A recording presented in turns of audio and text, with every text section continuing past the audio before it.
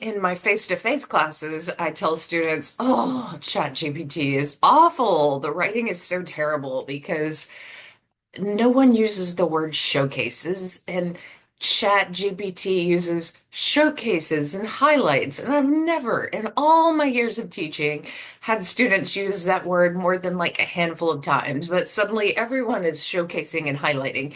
Um, Good writing comes through hard work, unfortunately, and it comes through learning the rules of writing. We don't read as much as we used to. And I really expected, honestly, ChatGPT to be better than it is because it just doesn't write well. And I understand that the prompt you put into it has a lot to do with this, but let's just think about why English teachers are English teachers and why English professors are English professors. Back in the 90s, I had a car accident, and I talk about this, the near-death experience and all of that on this channel a lot. But the reality, the physical reality, is that I had a long recovery time, and there was no Netflix. There was nothing to do mostly other than watch some television and read books. These are the fiction books, what just disappeared, that I read that year. And that is just fiction. So that doesn't include nonfiction, that doesn't include poetry, that doesn't include magazines. So all of this material was 1 year of reading. We don't read like that. Readership has gone drastically down. Now, how do you become a better writer? Through looking at a lot of good writing. That's the number one way. But practice is number two. So practice making mistakes, learning why you made those mistakes, and learning how to fix those mistakes. And if you rely on a machine to do this, then you are giving away way too much of your life to a machine. And the end product is horrible because it is without soul, it's without personality. It is so boring to connect to. And let's just jump in and talk about what good writing is. Principles of composition have not changed. So, in general, you want to use the active voice. You want to make your writing strong and direct. So, the ball was thrown by John, that's passive. Anytime you have too many was statements, you need to change that around. Look for strong verbs. John threw the ball. Omit needless words. And this is where ChatGPT fails miserably. There are so many redundancies and needless words and just fluff when you just let it write for you. So remove extra words, keep sentences clear. Here's an example of writing that is awful due to the fact that it was raining. The game was canceled. No, you want it active, and you want our coach canceled the game because of the rain. He is the subject, or she is the subject, and the rain is the direct object. So concrete words help your reader see and feel your meaning. The weather was bad, kind of boring. And again, that was thunder shook the windows as the rain pounded the street. So again, shook and pounded, strong verbs and specific concrete language. You get more of a visual with specific concrete language. And with your narrative essay, you're not only using specific concrete language, you are creating characters. And so, just looking at these two characters, you can tell, even in this PowerPoint, he uses his hands to talk. She carries a briefcase. He has a thick head of gray hair.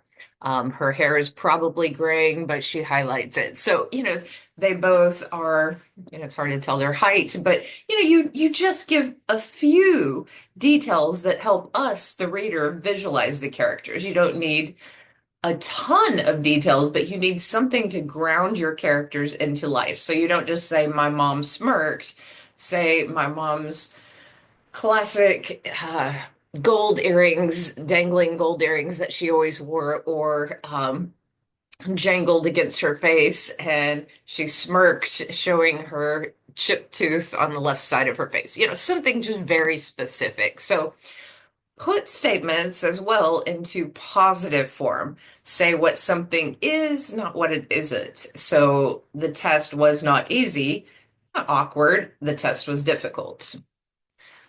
Write in a suitable design and stick to it. So the first paragraph describes the problem, and the next solutions are listed without connection. So very disjointed, just two sentences that sound disjointed. Each paragraph begins with a clear topic sentence and builds on the previous one. Flows better, so writing should have a flow to it. And in the sentence with the most appropriate word or idea, wrong, she only loved one thing more than anything else, chocolate. Kind of awkward. More than anything else, she loved chocolate. Okay, so the dash is also so overused by ChatGPT. I am sick of seeing the dash. So please, we're in this time period, and I'll give you an example of what my students did in 2001. Many of them bought essays and they didn't have the wherewithal to remove the www.http byessays.com. So they just bought the essay, printed it out, and turned it in. I mean, ridiculous. And such an insult to me as the teacher. So I had all of these students, and this is high school, rewrite the papers in front of me in the classroom. And they had to do that in order to play football, and they had to do it for mini essays after that. They asked me questions. It became this tutoring moment and this learning moment. And several of these students got into colleges and wrote me letters later saying, "Hey, thank you. I really learned something." That's the whole point of these courses is to learn something, to become a better writer. In order to do that, you have to have growing pains. You have to hurt.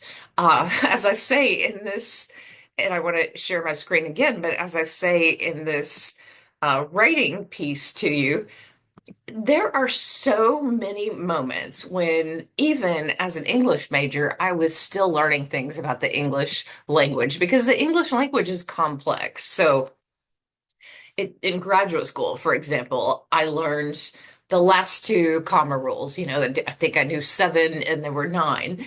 I certainly knew that poets broke the rules and that writing is complex and that you can choose sometimes in poetry to omit punctuation and to play around with punctuation, but you can't accurately break rules until you understand all the rules. And so I understand that the English language is complex. I don't expect perfection, but I do expect your voice as a human being to come through with the specifics that only you could know about your family, your culture, your room, your life. In this narrative essay, if it doesn't have you in it, it's boring. So, think about Strunk and White in the editing process, but also think about how do you learn? And if you must use ChatGPT, then please use it in a way that is going to teach you something and in a way that actually helps you. So I'll be honest and tell you how I think it is worthy of using. So put in something that you have written and say, do not change a single word in what I have written, but bold or color code or make very evident where my grammatical errors are. And then at the bottom of that page, based on a color code, if you're a visual learner, teach me how to fix these grammatical errors. And in one paper, you could learn several different things. Now, if you just ask ChatGPT to fill this in and change it for you, it hallucinates. It writes strange things. It gets dates wrong. It changes things in a way that I don't like. I don't like its voice. So when I come across that type of writing, I'm turned off. I'd rather hear original voice come through. So, not everyone learns the same. Some people are very logical and need steps. And so, if you are going to use ChatGPT to learn, certain grammatical rules, then say, give me 5 examples of sentences that are wordy with extra words, and then show me the concise versions. Then you look at that and you say, is this a wordy sentence? Show me some variations of how to make this more concise, and then you rewrite it into your paper, maybe writing nothing that GPT said, but you have an idea of how to omit wordiness and come up with different things. So another type of learner is an intuitive learner, someone who sees the end goal and then they kind of get annoyed by the specifics. So maybe that type of learner might say, hey, explain why concrete language improves writing and give me several variations for one sentence. And that might help. For visual learners, you might say, show me a step-by-step flowchart or color-coded chart for revising a paragraph. For verbal learners, you might even say, show me how to revise a weak paragraph in a conversational manner. Make it witty and memorable. Use it as a tutor if you have to use it, but do not use it to write your essays. I hope this helps. And most of all, and just person to person, I just want to say that I'm so sad when I read AI material because the narrative essay is my opportunity to get to know you. You know, it's a creative moment. It's almost like you're at a party or you're at an event and someone tells you an interesting story about your life. Maybe you've had this happen in an Uber where someone just way out of your comfort zone tells you a really bizarre story or tells you a really wonderful story or a really heartwarming story or a really touching story, and it stays with you for the rest of your life. That's how I feel about your essays. Some of your essays stay with me throughout my life. And if you take away your voice, you rob that human connection and you rob yourself from learning how to be a better writer.